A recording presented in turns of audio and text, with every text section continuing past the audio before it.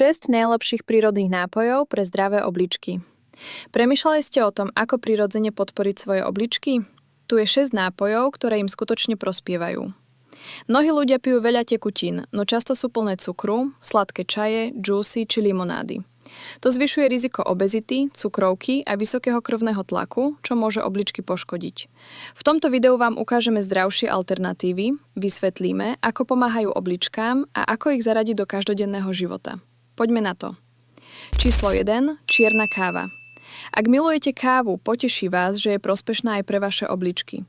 Podľa viacerých štúdií pravidelné pitie čiernej kávy môže znížiť riziko obličkových kameňov aj akútneho poškodenia obličiek.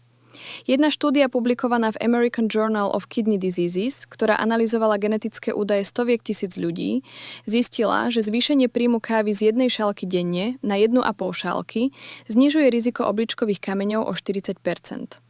Ďalší výskum od Johns Hopkins Medicine ukázal, že konzumácia aspoň 1 šálky kávy denne znižuje riziko akútneho poškodenia obličiek o 15% v porovnaní s ľuďmi, ktorí kávu nepijú. Vedci uvádzajú, že káva a kofeín zlepšujú prietok krvi a využitie kyslíka v obličkách, čím ich chránia pred poškodením a chorobami. Káva totiž obsahuje antioxidanty a kofeín s protizápalovými a mierne močopudnými účinkami. Nie všetky kávové nápoje sú však zdravé. Ak máte ochorenie obličiek, musíte si dávať pozor na to, čo do kávy pridávate. Najlepšou voľbou je čistá čierna káva bez vysokého obsahu draslíka, fosforu, mlieka či sladkých sirupov. Ako pri všetkom, pite čiernu kávu s mierou a sledujte, ako na ňu vaše telo reaguje. Niektorí ľudia majú genetickú variáciu, ktorá spôsobuje pomalší metabolizmus kofeínu. U nich môže nadmerné pitie kávy zvyšovať riziko poruchy funkcie obličiek. Pred zvýšením príjmu kávy sa poradte so svojím lekárom.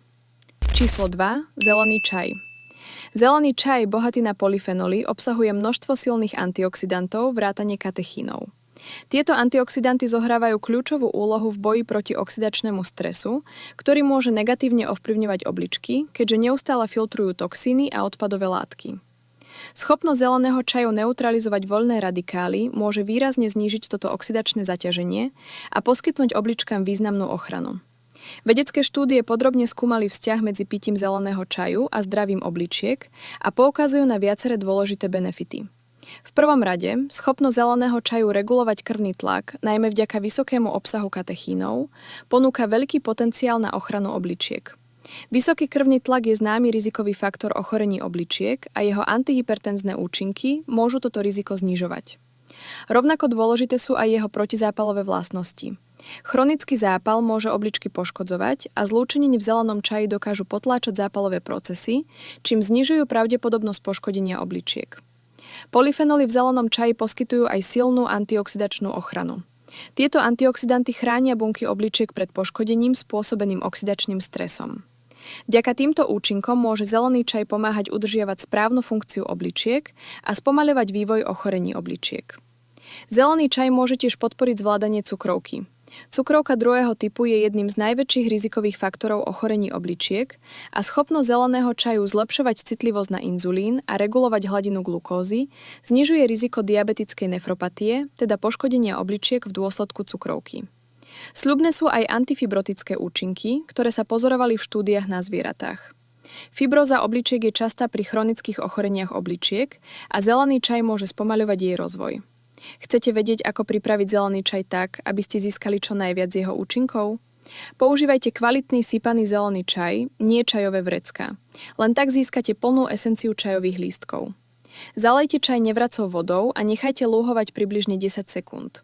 Tento prvý nálov potom vylejte, odstránia sa tým počiatočné látky a čaj získa jemnejšiu, čistejšiu chuť. Potom zalejte čaj horúcou, ale nie vriacou vodou a nechajte ho lúhovať 1 až 2 minúty. Tak sa lístky úplne otvoria a uvoľnia všetky výživné látky. Ak máte k dispozícii len čajové vrecká, aj tak môžete získať benefity pre svoje obličky. Vyskúšajte túto metódu a pocítite rozdiel. Číslo 3. Brusnicová šťava. Brusnicová šťava je výnimočný nápoj s množstvom potenciálnych výhod pre zdravie obličiek. Vďaka vysokému obsahu antioxidantov, najmä proantokianidínov, má silné protizápalové účinky. Pomáha tak bojovať proti chronickému zápalu, ktorý prispieva k poškodeniu a oslabeniu funkcie obličiek. Štúdia publikovaná v Journal of Nutrition v roku 2013 tieto účinky potvrdila a ukázala, že konzumácia brusnicovej šťavy znižuje markery zápalu u ľudí s chronickým ochorením obličiek. Brusnicová šťava je už dlho známa aj tým, že pomáha predchádzať infekciám močových ciest.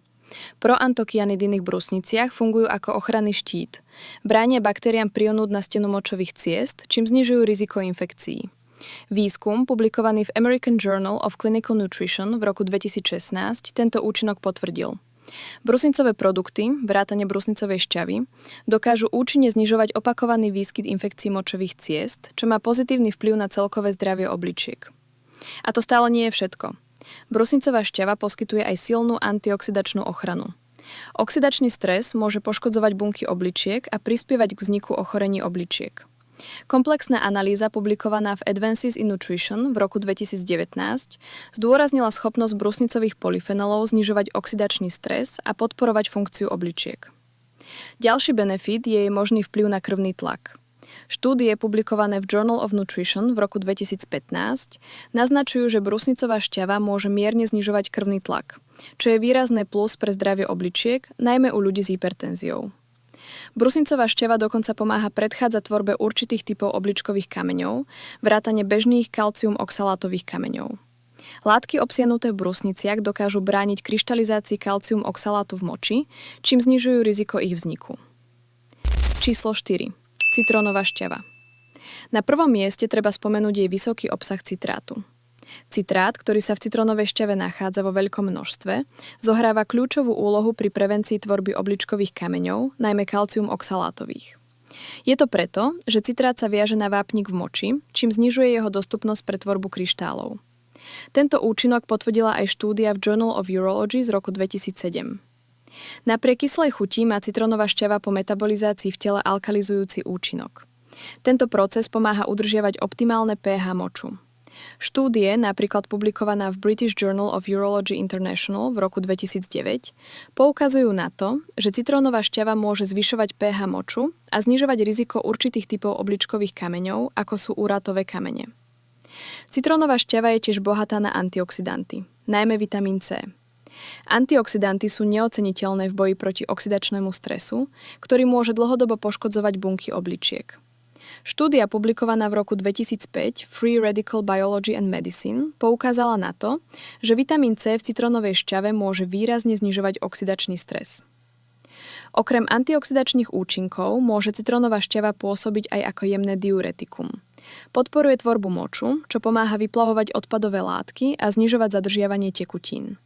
Chronický zápal takisto predstavuje riziko pre zdravie obličiek. Citrónová šťava obsahuje flavonoidy, ktoré majú protizápalové vlastnosti. Tento účinok pomáha chrániť tkaniva obličiek pred poškodením spôsobeným pretrvávajúcim zápalom. Začnite deň jednoduchou zmesou. 1 polievková lyžica jablčného octu, 2 polievkové lyžice čistej citrónovej šťavy a 500 ml vody na lačno.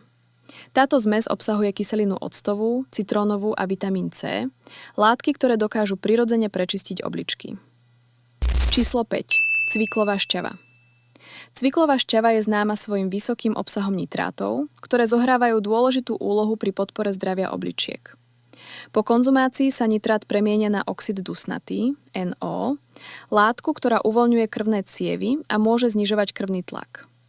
Štúdia publikovaná v časopise Hypertension v roku 2008 preukázala, že doplňanie nitrátov vedie k významnému zníženiu krvného tlaku. Presne takému, aké poskytuje cviklová šťava. Cvikla je zároveň bohatá na antioxidanty, vrátane beta-lajnov a vitamínu C. Tieto látky bojujú proti oxidačnému stresu a zápalu, ktoré úzko súvisia so zdravím obličiek. Výskum publikovaný v Journal of Agricultural and Food Chemistry v roku 2001 zdôraznil silnú antioxidačnú kapacitu cviklových extraktov. Cvikla môže dokonca pomáhať pri prevencii obličkových kameňov. Štúdia v Journal of Medicinal Food z roku 2013 ukázala, že cviklový extrakt znižoval tvorbu kryštálov kalcium oxalátu, najčastejšej formy obličkových kameňov. Napriek tomu je dôležité konzumovať cvikovú šťavu s mierou, najmä ak máte ochorenie obličiek. Nadmerný príjem nitrátov môže mať negatívny vplyv na funkciu obličiek. Číslo 6. Voda. Možno to znie samozrejme, ale voda je v skutočnosti najlepší nápoj pre vaše obličky. Voda, elixír života, nie je len nápoj na uhasenie smädu. Je základným prvkom pre zdravé fungovanie obličiek. Voda rozpúšťa odpadové látky, čo obličkám uľahčuje ich vylučovanie močom. Dostatočný príjem vody zabezpečuje hladký priebeh filtrácie a bráni hromadeniu toxínov, ktoré by mohli poškodiť funkciu obličiek. Voda riedi látky, ktoré vedú k tvorbe kameňov, čím pôsobí ako prirodzená ochrana proti tomuto bolestivému problému. Hydratácia tiež pomáha udržiavať zdravý krvný tlak.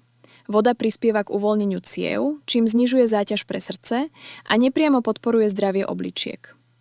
Udržiava tiež rovnováhu elektrolitov, čo je kľúčové pre správnu funkciu nervov, svalov a samozrejme aj obličiek.